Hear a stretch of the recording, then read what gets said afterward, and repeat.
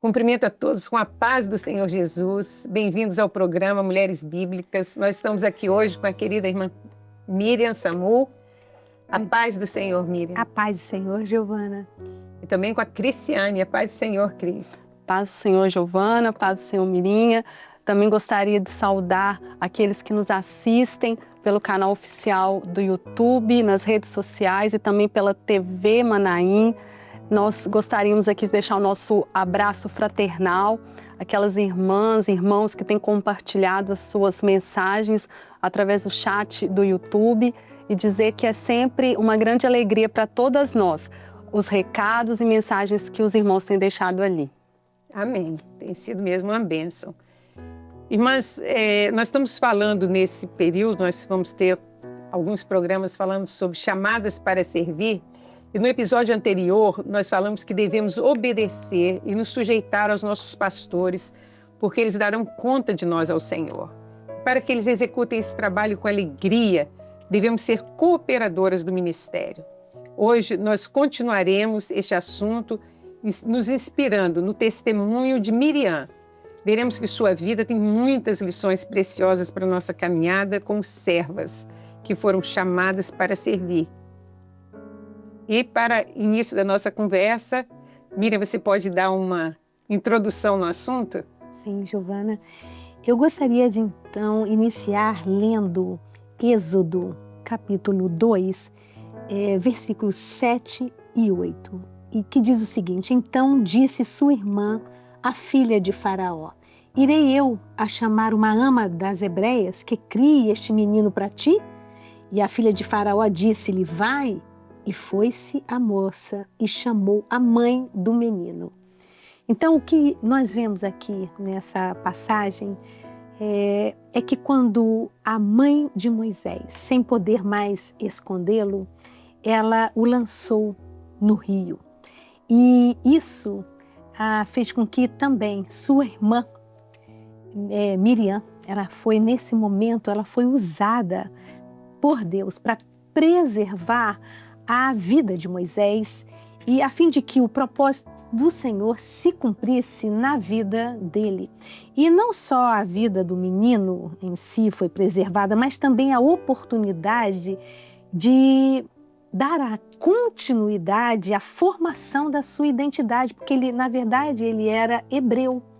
E isso foi fundamental para a vida, né, e para o povo de Israel nesse momento, essa bênção do Senhor, e foi dado também pela parte do Senhor um tempo precioso para registrar também, imprimir no coração de Moisés a sua verdadeira origem. Então, isso nós vemos que a formação, então, agora de um filho, de uma filha de Deus, começa, então, nós vemos ali em casa. Então, esse tempo que ele teve ali, a mãe aproveitou para educá-lo. E para nós agora, numa aplicação, esse início aqui, ele teve, nós também, né, os pais, eles têm essa função de levar os filhos a amar e a temer o Senhor. E os valores eternos, né, eles são transmitidos. E nós podemos ver também que é em casa que o caráter da criança ele é formado e são ensinados, né, esses valores. Então, nós vemos que também a educação da criança não para aí, né? É em casa, mas também vemos que na igreja o servo e a serva do Senhor, eles são formados. E na igreja também é que a criança ela aprende a palavra, a doutrina, a adoração, a reverência no santuário, no templo de Deus. Nós vemos que nesta obra, nós vemos que as nossas crianças, elas são ensinadas a evitar levar brinquedos para a igreja. Às vezes até levam, mas deixam né, Giovana, do lado de fora da igreja, não levam para dentro do templo brinquedos, não comem dentro do templo, porque isso, quando os pais ensinam a reverência. Então, essa educação, esse trabalho é feito, começa em casa. Olha, na casa do Senhor não se come dentro do templo. Não, mas é um biscoitinho. Não, come fora. Às vezes a comidinha é dada do lado de fora. Então, nossos filhos são bem educados, né? Isso é maravilhoso. Então, nós vemos que eles crescem no temor do Senhor e aprendem a servir também e a cuidar dos irmãos na fé, né? Então, essas crianças, elas aprendem também a amar a obra, isso é maravilhoso. E aqui também podemos ver como Miriam, então, como estamos falando também, como tipo do trabalho das professoras.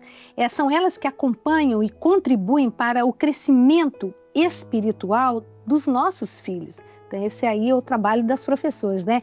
E Deus sempre, ele esteve empenhado na transmissão da herança da fé, tanto para a família, quanto também como para a igreja, na igreja. Então, isso é muito maravilhoso e o trabalho realizado com as crianças, ela tem por objetivo preparar homens e mulheres que aprendam a amar ao Senhor e consagrar suas vidas para servi-lo de todo o coração. Então, por isso o Senhor levanta professoras, para que, num trabalho em conjunto, na verdade, com os pais e ministério da igreja, a nova geração, ela seja preparada para dar continuidade, então, à sua obra. Sim, é muito interessante porque quando você fala que o lar, né, a mãe tem um papel muito importante, a família, mas as professoras também têm. E o testemunho de ambas vai impactar na vida dessas crianças. Porque a criança, quando senta no banco da igreja, ela se espelha muitas vezes na professora. Tem criança que às vezes quer a roupa parecida com a da professora, o óculos da professora. Minha neta é apaixonada pela professora e quis o óculos igual da professora, porque elas se espelham no comportamento. Se a professora canta, se a professora participa, se a professora ora, né? Isso é um espelho para elas. E também o comportamento das mães, a importância que se dá ao culto, a importância que se dá à aula que elas tiveram, o acompanhamento dessa aula dentro de casa. Mas tem um outro papel que Miriam exerceu também, que fala de um outro chamado das irmãs para a obra do Senhor. Você pode falar para nós, Cris? Posso. Nós vamos ler o versículo 4 do capítulo 2 de Êxodo, que diz assim: E a irmã do menino postou-se de longe para saber que lhe havia de acontecer. Nesse trecho aqui, nós vamos nos ater a essa expressão de longe, porque é muito interessante, é bem característico aqui o trabalho das senhoras, porque esse trabalho de vigilância, de oração, é aquela que observa, que está ali, né, dentro desse contexto do ministério, do chamado para servir das senhoras, nós vemos bem característico essa intercessão pelos grupos que compõem o ministério. Então, ora-se pelas crianças, ora-se pelos jovens, ora-se pelas famílias, ora-se pelos obreiros, ora-se pelo próprio pastor da igreja, pelas famílias dos pastores. E isso é zelar pelo ministério com vigilância, né? Ou seja, ali Miriam estava observando ali, né? Ali o cesto passando de longe. Então, a função do trabalho de senhoras, né? Nós sempre nos lembramos do pastor Amadeu, que ele fala, né, que é o grupo da igreja que ele mais gosta das senhoras, porque são elas que intercedem pelos pastores. Né? Mas as jovens também têm esse chamado para orar, nós somos chamadas para oração. Então, aqui é o que nós queremos deixar aqui, é de longe, é ali estar na vigilância, na oração, na intercessão, para socorrer o ministério em oração.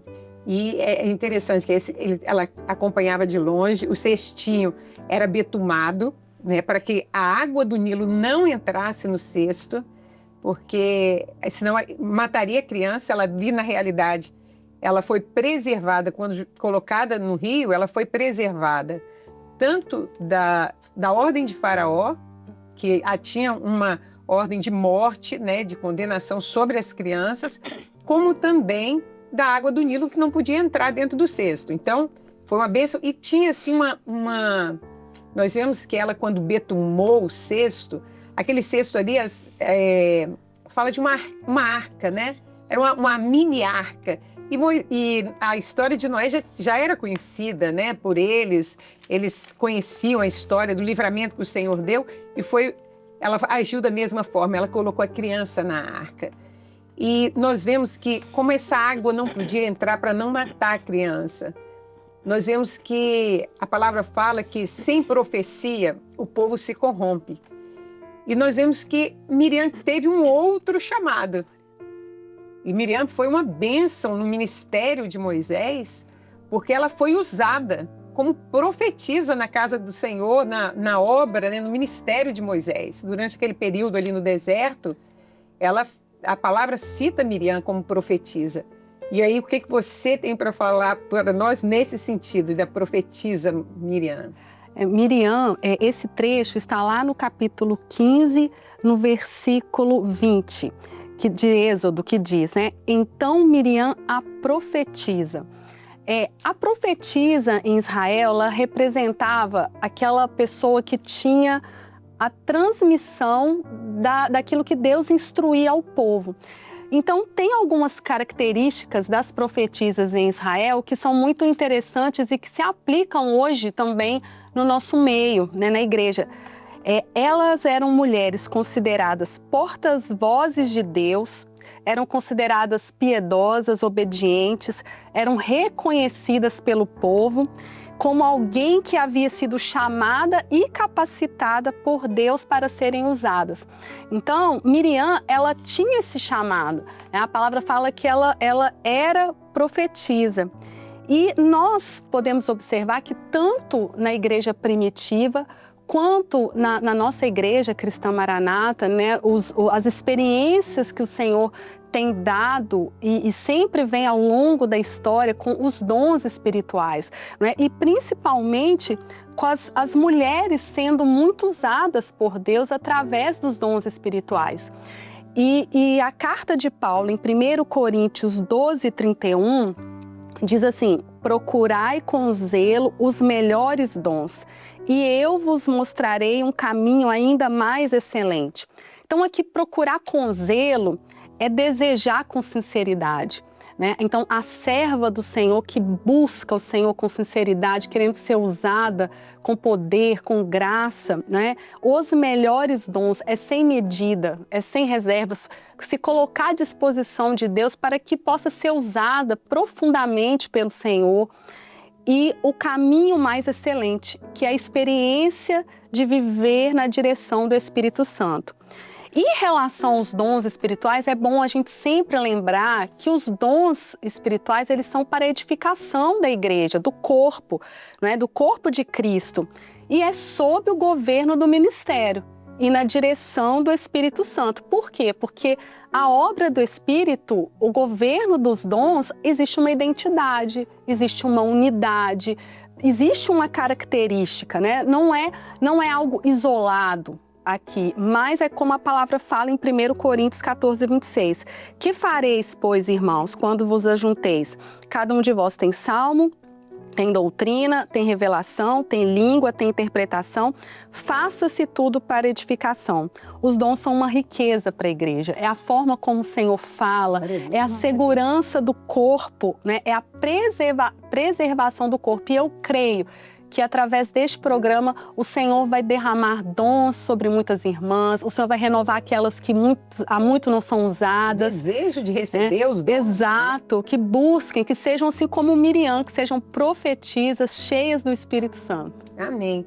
E o dom, a gente tem que entender que o dom não é de propriedade do profeta, né? Ele não é dado para o profeta para promoção pessoal, para ele ser reconhecido diante da igreja, para valorizar a pessoa do profeta. Mas ele é dado com fim proveitoso, que é o qual? A edificação do corpo.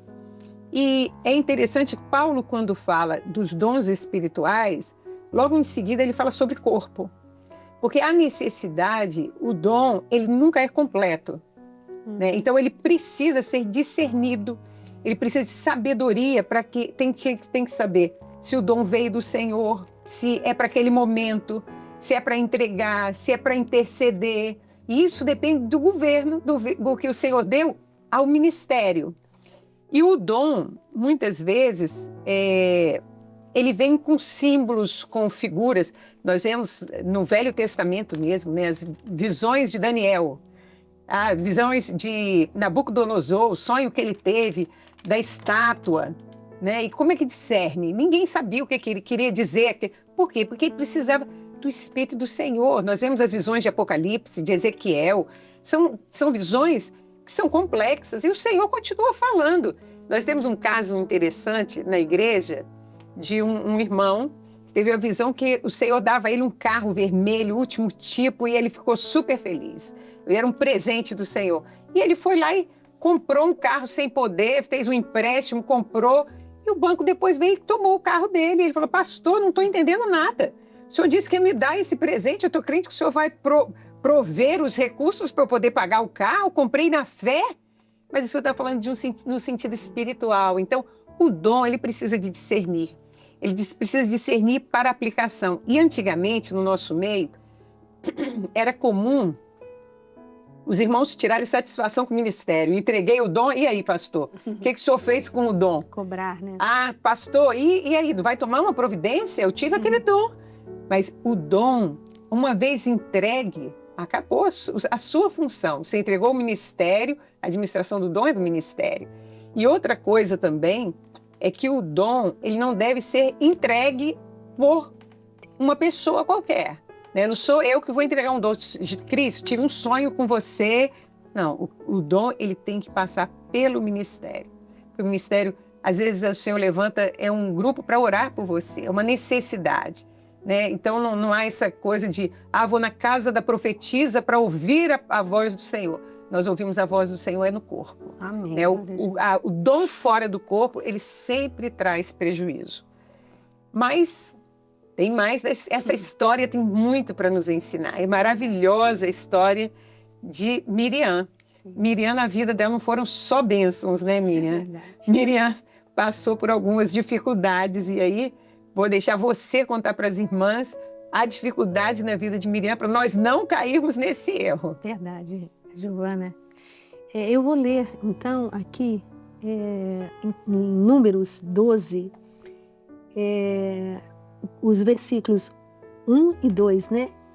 E para que todos entendam um pouquinho. E falaram Miriam e Arão contra Moisés, por causa da mulher cuxita que tomara.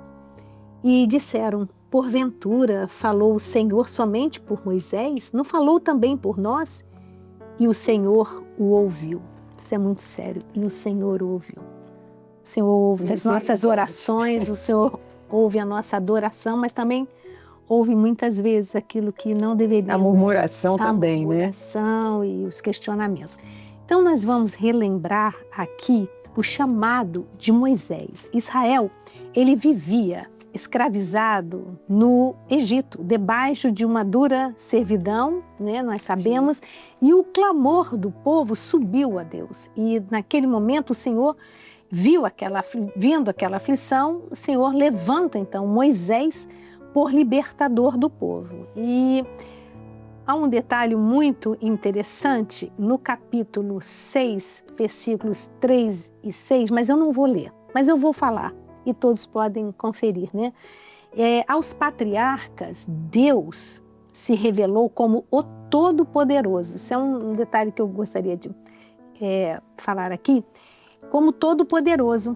Então, porque Deus queria estabelecer ali com eles uma aliança. Mas, com relação a Moisés, a palavra diz que o Senhor, então, para libertar o povo da escravidão, seria necessário demonstrar uma autoridade. Então, nesse momento, é assim. Então, e por isso, o Senhor Deus, ele se revela a Moisés como o Senhor, Jeová. Então, o Senhor. E aí, quando nós vemos aqui que é dessa forma que Deus se faria conhecido, então, no meio do seu povo na terra do Egito. E naquele momento ali, então, como Senhor, Deus, ele estabelece uma ordem hierárquica para governar o seu povo. E ele, o Senhor, agora, como supremo governante. E os homens, então, que ele levantaria, ele, quer dizer, sob o comando dele, sob o seu comando, ele levantaria homens que iriam fazer a sua vontade. Então, Moisés, ele foi escolhido de Deus para ser, então, príncipe sobre aquela obra grandiosa de libertação. E o Senhor fala lá em Êxodo 3 para ele e diz assim, eu sou contigo, certamente eu serei contigo.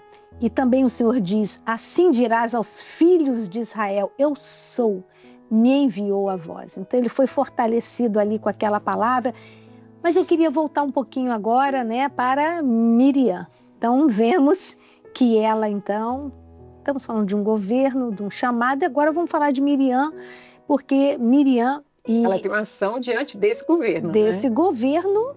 E aí ela e Arão, então eles falaram, foi o que foi lido aqui, que eles falaram contra Moisés, por ele ter tomado por mulher uma cuxita. E não há relato bíblico de Deus ter dado qualquer palavra contra Moisés. Então, aí começa, né? E o texto dá a entender que até Miriam começou essa questão aí. Mas, enfim, os três eram irmãos. E nós vemos aqui que aquele assunto era realmente de ordem particular de Moisés. Era alguma coisa pessoal. E o parentesco, a proximidade deles, então, com Moisés, fez com que eles se sentissem, ou eles estavam... deu a impressão de que eles estavam na mesma posição diante de Deus, né? Então, eles estavam, e também uma posição hierárquica aí, eles não viram nenhuma posição hierárquica e que realmente o Senhor tinha dado, né, uma função ao seu irmão. Então, eles falaram contra Moisés. Eles questionaram, então, a sua função. Eles não respeitaram de jeito nenhum esse chamado especial que o Senhor fez a Moisés.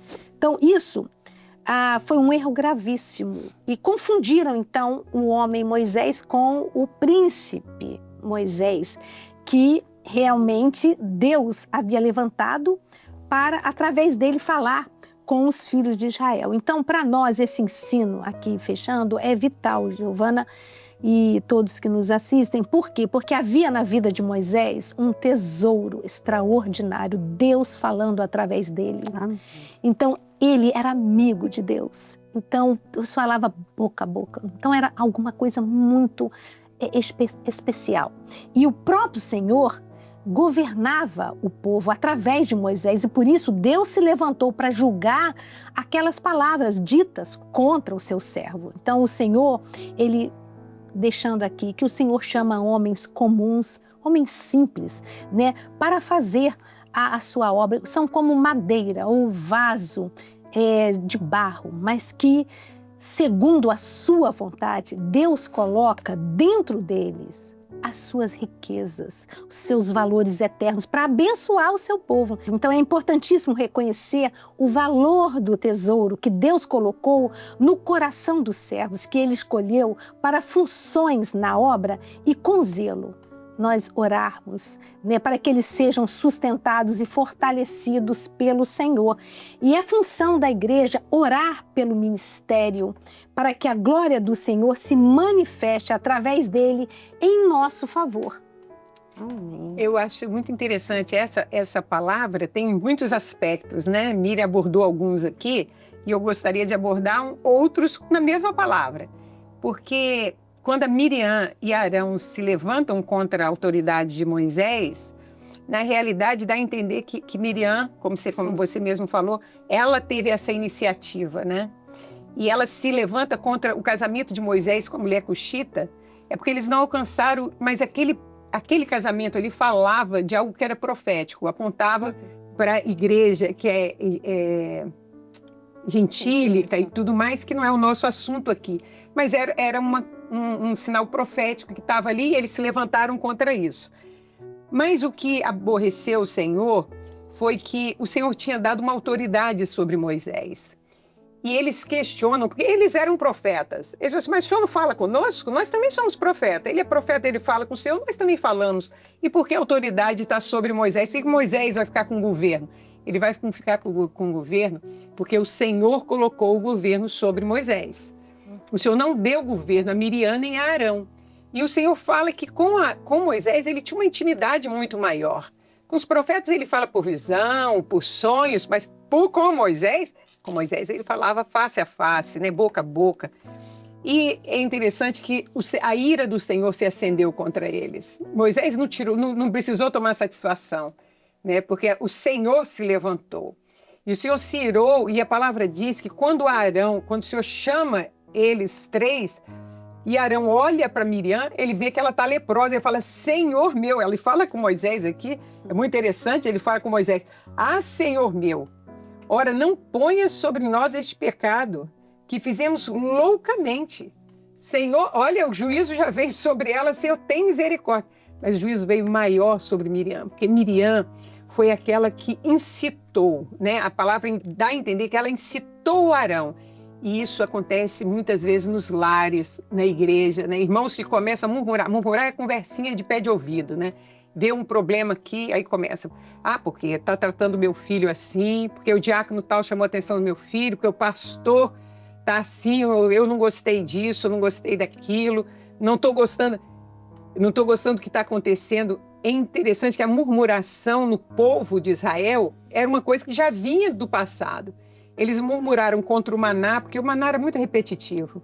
Todo dia a mesma coisa, né? Não tem uma coisa diferente. Muita gente quer inovar. Mas o Senhor tem o que é profético, o alimento da igreja é aquilo que é fornecido pelo Espírito Santo. Eles se rebelaram contra a comida. Mas eu estou com saudade do Egito. Quanta gente está com saudade do Egito, né? Mas aqui na igreja não pode nada.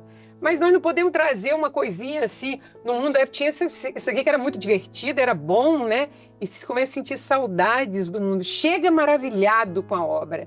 E depois, com o tempo, o primeiro amor passa e começam as murmurações. E qual é o efeito da murmuração?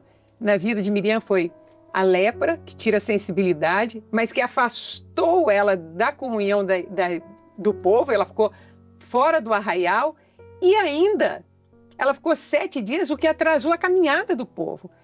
E aí nós vamos deixar aqui para as irmãs uma coisa. Nós precisamos ter muita responsabilidade com o que nós falamos dentro da nossa casa, com as nossas murmurações, as nossas reclamações, porque muitas vezes atrasa a caminhada dos nossos filhos. Aquela geração que reclamou lá no deserto, ninguém entrou na terra prometida. Então o Senhor tem uma bênção para nós também. O Senhor tem uma bênção para o nosso lar, mas nós precisamos temer ao Senhor. A palavra diz que Miriam e Arão não temeram. E o temor é o princípio da sabedoria. Muitas mulheres têm destruído as suas casas, seus lares, murmurando com o marido, com filhos e tirando o temor, a sabedoria diante das coisas do Senhor. Nós precisamos ensinar na nossa casa o temor ao Senhor. E hoje eu acho que nós aprendemos muito com Miriam, né? Essa palavra nos ensina muito. E nós queremos agora, no fim do programa, desejar que as irmãs aprendam com Miriam como nós aprendemos, né? O temor do Senhor, a vigilância, a oração, a necessidade de nos dedicarmos à obra do Senhor com muita alegria em servir. Nós somos chamadas para servir e que o Senhor possa abençoar as nossas casas, os nossos lares, as nossas famílias e que nós possamos entrar na Canaã celestial. A paz do Senhor Jesus.